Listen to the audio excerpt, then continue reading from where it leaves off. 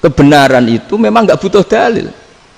Apa kita perlu dalilnya apa? Buktinya apa? Kalau 3 itu cabang dari 1. Wong gendeng yang takut gitu pas orang gendeng. Di sini hebatnya ulama-ulama. Mbok dia pengajar matematika, mbok pengajar gambar, semuanya dipakai perangkat untuk tauhid. Ya, itu kan juga bagian dari Islam damai, Islam yang sangat jadi nggak perlu perang untuk orang dipaksa Islam, nggak perlu provokatif kayak tadi pidatonya rektor jenengan tadi. Jadi ciri utama ilmuwan tuh kalau ngomong datar tapi logikanya nggak terbantahkan, itu ciri khas ilmuwan. Kalau ciri khas politikus kalau ngomong itu keras, provokatif lah kira-kira gitu. Tapi isinya biasa. Nah saya berharap nanti semua profesor doktor itu datar tapi isinya ya kualitasnya bagus ini. Mantap. Jadi makanya terus kata ulama kenapa diistilahkan balnat zifu bil haqqi. Kenapa pakai qadzafa sementara qadzafa maknanya takallama bila dalil. Maksudnya bila dalil di sini itu min ghairi ikhtiyajin ila dalilin. Kebenaran itu memang nggak butuh dalil. Apa kita perlu dalilnya apa? Buktinya apa? Kalau 3 itu cabang dari 1. Wong gendeng yang takut gitu pas orang gendeng. Wong 3 cabang dari 1 kok ditanyakan buktinya apa? Itu min awalil bidah. Pertama orang pasti tahu kalau 3 itu far'ul wahid. 1 juta juga far'ul wahid. 1 miliar juga far'ul. Gambar yang sebanyak apapun ya dimulai dari 1 titik. Cek gambar benar maupun yang tidak. Akhirnya apa? Ulama dulu itu sebegitu rileks nerangkan tauhid. Lalu kenapa asma ini yang ya ini kan khas NU ya, khas pesantren. Sebenarnya saya keberatan pakai istilah khas NU, pakai khas pesantren karena NU itu anaknya pesantren, jangan dibalik pesantren anaknya NU karena sebelum ada NU itu ada pesantren. Tapi kayaknya Unisma lebih suka pakai bahasa NU dan saya ya agak-agak orderan yang terpaksa disuruh ngomong. Ini agak apa ya, agak kacau sebetulnya ini agak kacau. Jadi NU itu sama pesantren itu tua pesantren. Jadi NU dilahirkan pesantren bukan dibalik pesantren dilahirkan NU.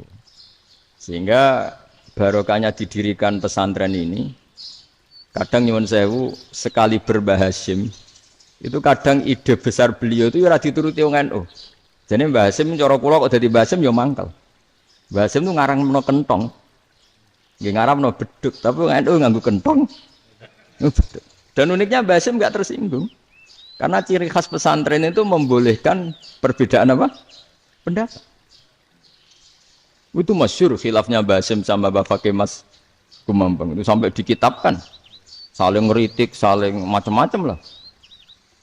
Jadi cara berpikir Mbah Hasim ketika Nabi rembukan, ini gimana ya cara menentukan waktu sholat ya? Ya pakai kentong ya Rasulullah, dzakalin nasoro itu untuk orang Nasrani. Ya pakai buk itu trompet, dzakalil Yahud itu untuk orang Yahudi.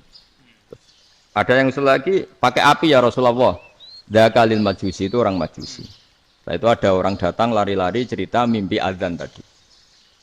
Ya itu terus dipakai sarana pemanggilan sholat ya azan itu. Sehingga Mbah Hasim menolak kentong. Karena mantas sababi kaumin bahwa beliau keras sekali sampai bilang haram. Beliau judulnya ya haram. Al-Jasus Antakhrimin Nakus. Setelah naskah itu sampai ke Mbah Fakih Mas Kumambang di Gresik situ, di daerah Dukun situ. Dulu nggak ada WA ya, jadi sampainya ya lama. Makanya saya sampai sekarang nggak punya WA karena ya saya ulama kan kalau WA-an terus ya jadi ulama. Nggak jadi ulama main WA-an terus itu. Lah itu termasuk rektor gak kau bermikir itu mesti kebanyakan WA. Karena kan otaknya didikte oleh sesuatu yang masuk. Sesuatu yang dilihat itu kan pasti mendikte kita. Beda kalau yang enggak WA-an kan mikir apa kita yang menentukan. Kalau WA-an kan kita ditentukan. Mau mikir anaknya butuh apa gara-gara WA informasi Jakarta mikir Jakarta. Padahal secara kewajiban ngapain kamu orang Malang mikir Jakarta? Gara-gara WA, mikir Jakarta belum selesai ada berita di Sulawesi, mikir Sulawesi, habis itu mikir NTT. Makanya semua orang sekarang merasa tokoh nasional gara-gara informasi yang masuk itu nasional. Jadi Mas Yo RT yang mikir gimana Gus Indonesia? Ada RT loh. Sampai lupa kalau dia itu RT. Jadi semua orang sekarang merasa tokoh nasional. Dan itu gara-gara apa coba? Akhirnya semua orang juga punya ide tentang nasional. Harusnya negara itu gini-gini. Jebule wonge sing duwe ikon itu sapa? RT. Ribet kan? Saya teruskan. Setelah naskah itu sampai ke Kiai Fakih Mas Kumambang. Beliau itu marah besar. Ini harus dilawan dan saya bukan karena benci Mbah Hasyim. Beliau teman saya ketika ngaji Kiai Mahfud di Mekah. Jadi Mbah Fakih dan Kiai Hasyim itu teman ketika ngaji di Mekah. Secara ngelawan tuh lucu. Lucu. Gak ilmiah tapi gak ilmiah wong alim tetap ilmiah. Di mana-mana serupa itu tidak sama. Ya kalau mungkin zaman Nabi di Madinah itu zaman itu kentong itu identik dengan milik Nasrani. Di Indonesia beda. Pos kampling ya kentong, kebakaran ya kentong, wae sarapan orang di LP ya pakai kentong. Jadi tidak ada jaminan kalau kentongan itu identik dengan Nasrani. Lalu haramnya di mana? Yang di mana-mana tasabuh itu identik. Ini tidak identik. Mulai masalah kan? Mulai masalah. Jadi beliau gaya judul Hazruus. Hazruus itu kepala bergeleng-geleng. Sekarangan kok ngene. Jadi sekarangan kok provokatif gitu. Nah.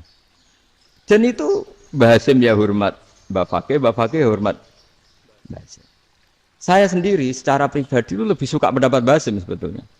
Karena bagi saya sholat itu sakral, ya sudahlah kalau sakral ya dipanggil dengan sesuatu yang sakral yaitu kalimat thayyibah adzan. Tapi saya tidak akan bilang kalau kentongan itu haram. Karena kalau haram alasannya mirip orang Nasrani, sementara pos kampling ya pakai kentong, ada banjir ya kentong, ada kebakaran ya kentong. Jadi tidak identik untuk misa atau untuk sholat ala Nasrani. Tapi itu dulu ya rileks saja, dua beliau itu ya saling menghormati, padahal saling kritik. Dan dulu ulama yang beda madhab itu ya saling menghormati. Imam Syafi'i itu kalau sholat di kawasan Masjid Abi Hanifah ya tidak kunut. Ketika ditanya kenapa kamu tidak kunut, sementara engkau berpendapat kunut.